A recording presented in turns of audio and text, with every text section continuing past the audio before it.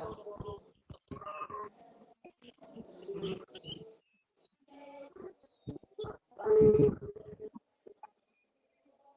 आवाज येत नाहीये. हाँ बोलतो 2च मिनिटं. हाँ ठीक है, हम क्या करेंगे, अभी हमारा जो क्लास है वो शुरू करेंगे. आवाज आ रही है का आपकी तरफ? हो सर. हमारी आवाज हाँ आती है ना? ठीक है.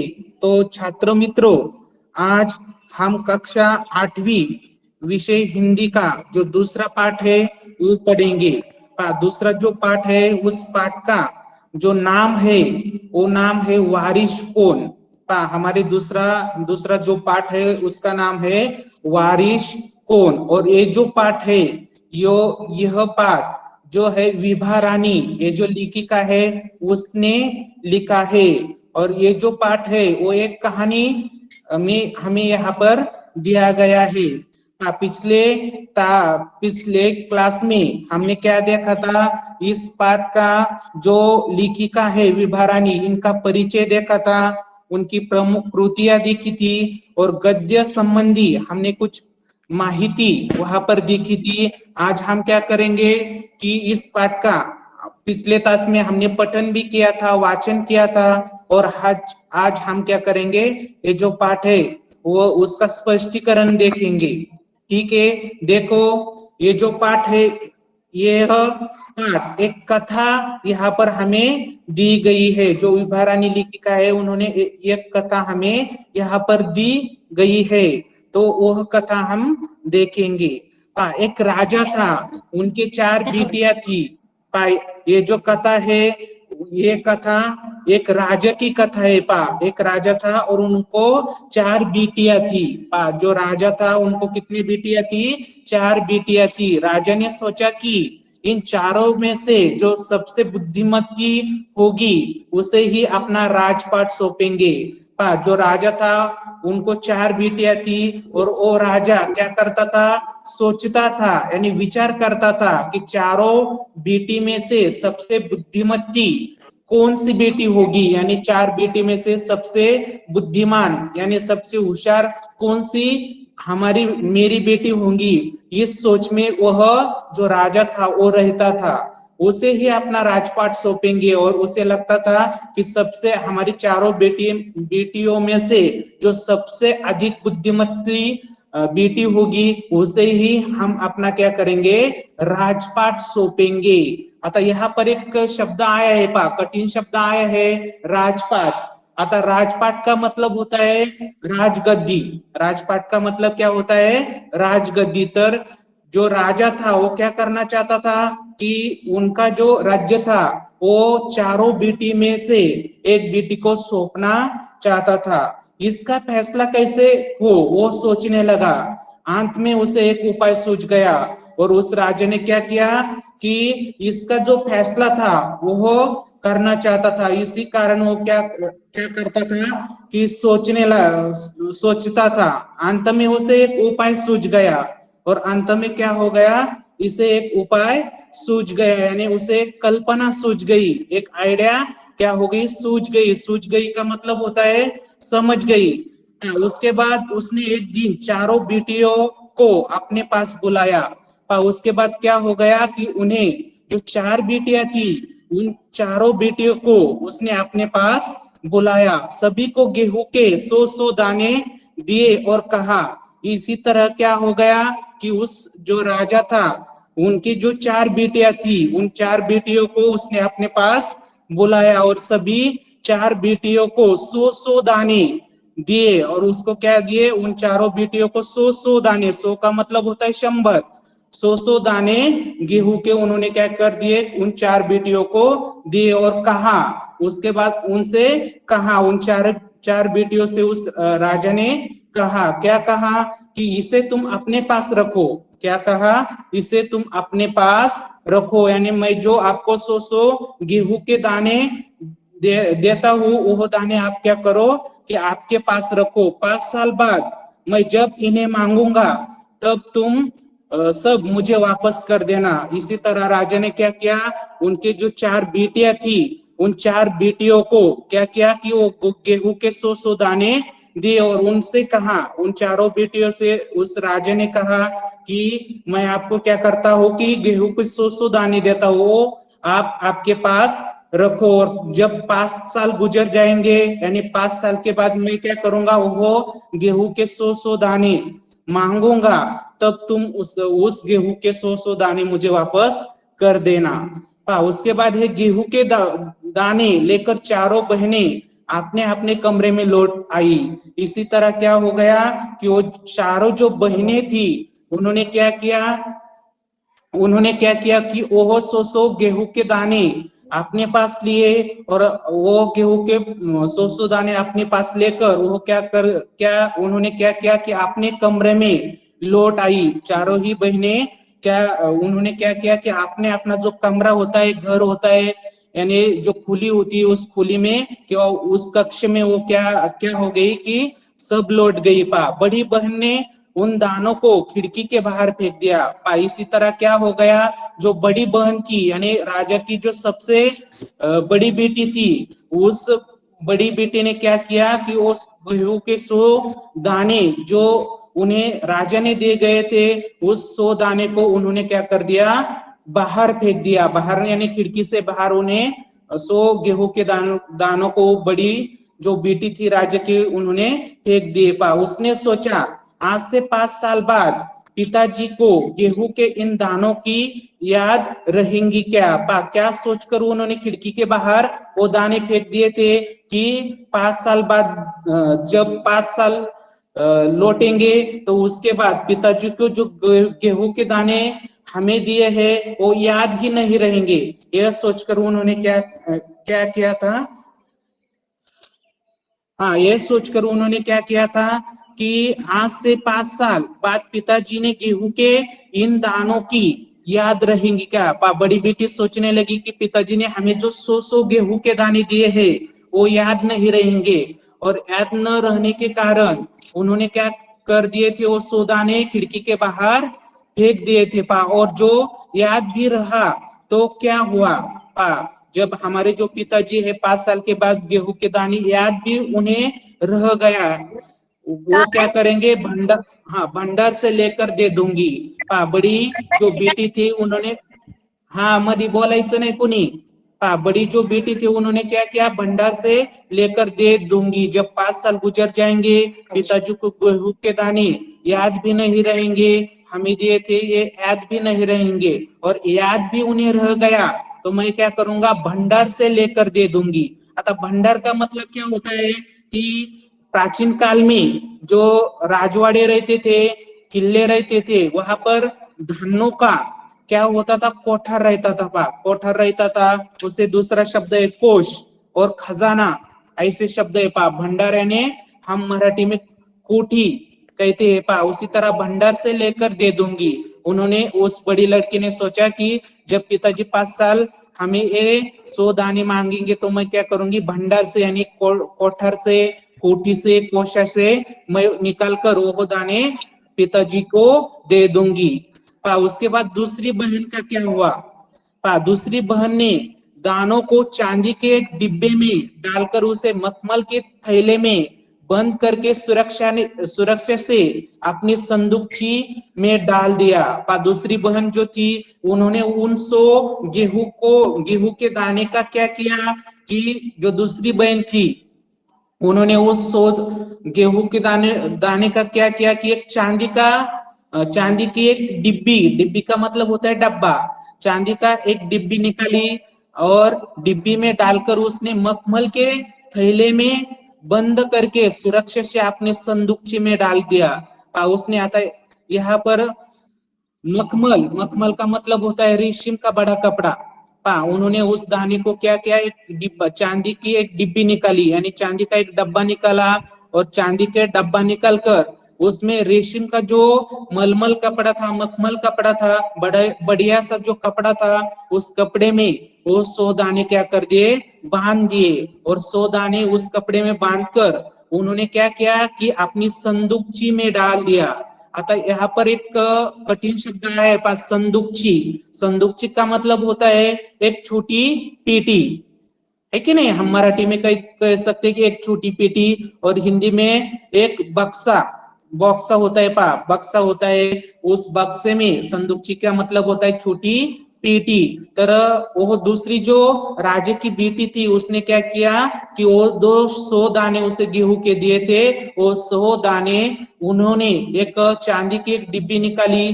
डिब्बी निकालने के बाद एक मखमल सा एक कपड़ा निकाला। उस कपड़े में उस 100 दाने को क्या किया, गेहूं गेहूं के 100 दाने को बांध दिया। और बांधने के बाद उसने क्या किया कि अपने संदूकचे में डाल दिया। जो उसकी जो पेटी थी, यानी छोटी सी एक जो पेटी की, उस संदूकची पेटी में उन्होंने क्या किया कि डाल दिया। 5 साल बाद जब पिताजी ने ये दाने मांगेंगे तब उन्हें वापस कर दूंगी। और उसने सोचा कि जब पिताजी 5 साल के बाद ये दाने मांगेंगे तो मैं उसे, मेरे पिताजी को यह दाने यहाँ से निकाल कर वापस दे दूंगी। उसके बाद देखो तीसरी बहन ने क्या किया। तीसरी बहन बस सोचती ही रही कि इसका क्या करूं। तीसरी बहन थी, यानी तीसरी जो बेटी थी राजा की, वो क्या करती थी कि सोचती ही रह गई। जब उसे दाने देंगे गेहूं के 100 दाने, तो वो सोचती ही रह गई। क्या कहकर सोचती रह गई कि इस दाने का मैं क्या करूं। यह सोचकर वो सोचती ही रह गई, यानी विचार करते रह गई। चौथी और छोटी बच्ची तनिक बच्ची थी। उसके बाद चौथी बेटी का यहाँ पर हमें माहिती दी है। चौथी बेटी जो थी तनिक बच्ची थी, यानी चौथी, तनिक का मतलब होता है थोड़ी। जो चौथी बेटी थी वो तनिक सी क्या थी, बेटी थी, यानी अभी भी वो बड़ी नहीं हुई थी, तनिक बेटी ही थी। शरारतें करना उसे बहुत पसंद था। यानी चौथी जो बेटी थी उन्हें क्या करना पसंद था, शरारत यानी हम खोड़कर कहते हैं एक दूसरे के हम क्या करते, खोड़ करते, मजा करते, गम्मत करते। उसी तरह जो चौथी राजा की बेटी थी वो तनिक बच्ची थी, यानी थोड़ी सी बच्ची थी। शरारत करना उन्हें बहुत पसंद था, यानी मौज मजा करना उन्हें बहुत पसंद था। उसे गेहूं के भुने दाने भी बहुत पसंद थे, लेकिन वो शरारत करती थी उसके साथ गेहूं के भुने दाने। यहाँ पर भुने शब्द आया है, देखो भुने का मतलब होता है पकाना। पकाना यानी हम मराठी में भाजना कहते हैं उसे गेहूं के भुने दाने बहुत ही पसंद थे। उन्हें जो चौथी बेटी थी, सबसे छोटी राजा की बेटी थी, उस बेटी ने वो गेहूं के दाने क्या किए कि उसे भुने हुए गेहूं के दाने बहुत पसंद थे। इसलिए उन्हें वो गेहूं के दाने क्या कर दिए, भुनवा कर खा डाले। उसने उस गेहूं के दानों का क्या किया कि भुनवा कर खा डाला और खेल में मग्न हो गई। और उसी तरह क्या हो गई कि खेल में मग्न हो गई। ठीक है, मैं आपको कुछ प्रश्न पूछना चाहता हूँ। हाँ यहाँ पर जो प्रश्न है मैं आपको पूछता हूँ कि बड़े बहन ने खिड़की के बाहर क्या फेंक दिया। कौन बता सकता है। सर मैं गेहूं के दाने। गेहूं के दाने।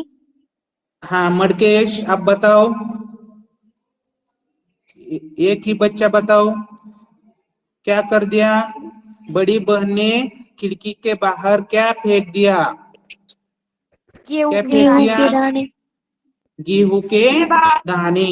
हाँ ठीक है, उसके बाद देखो, हाँ कौन सी राजा के बेटी ने गेहूं के 100 दाने संदूकची में डाल दिए। दूसरी बेटी ने।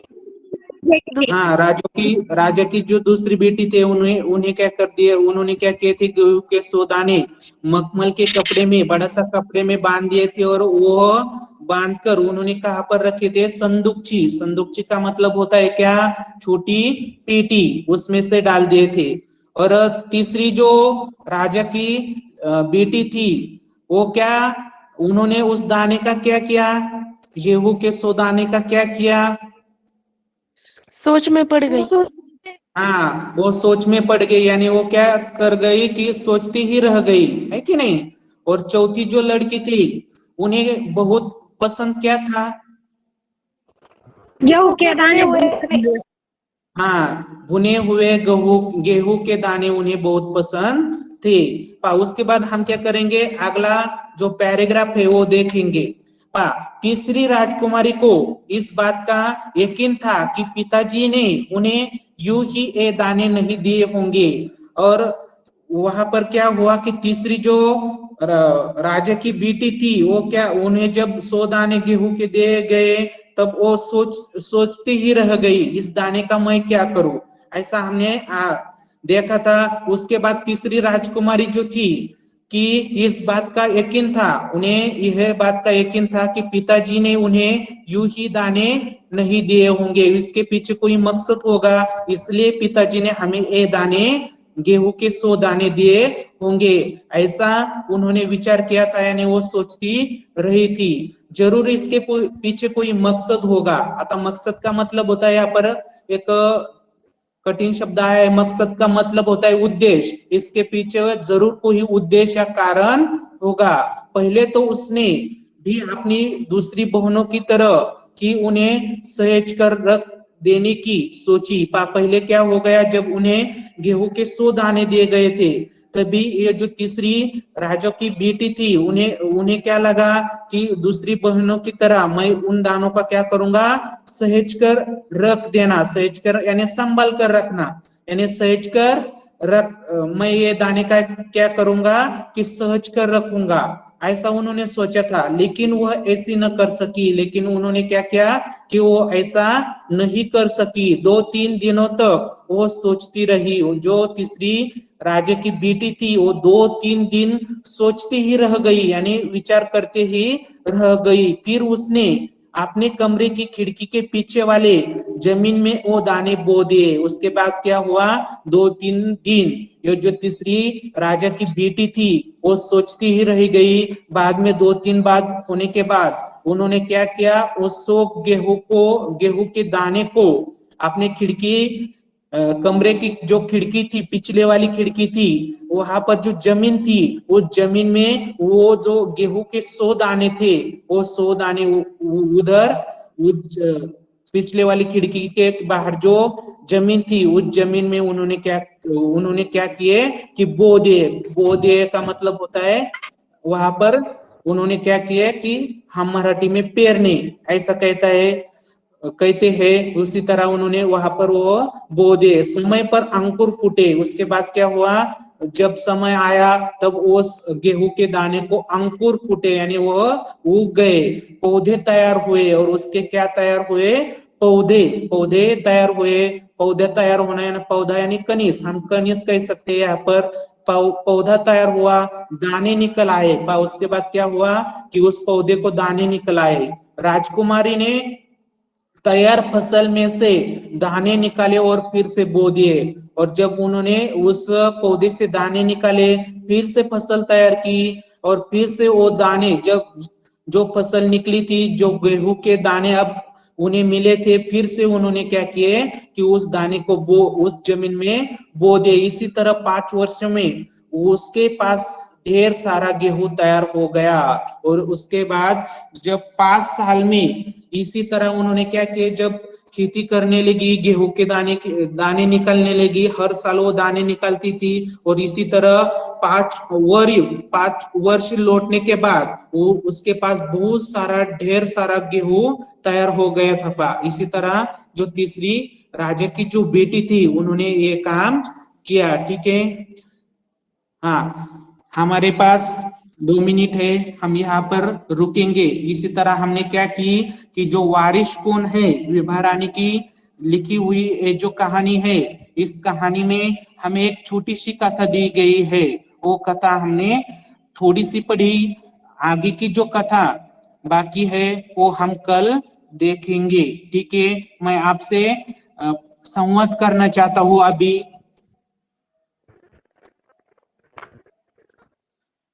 हाँ, आपको समझ में आया क्या?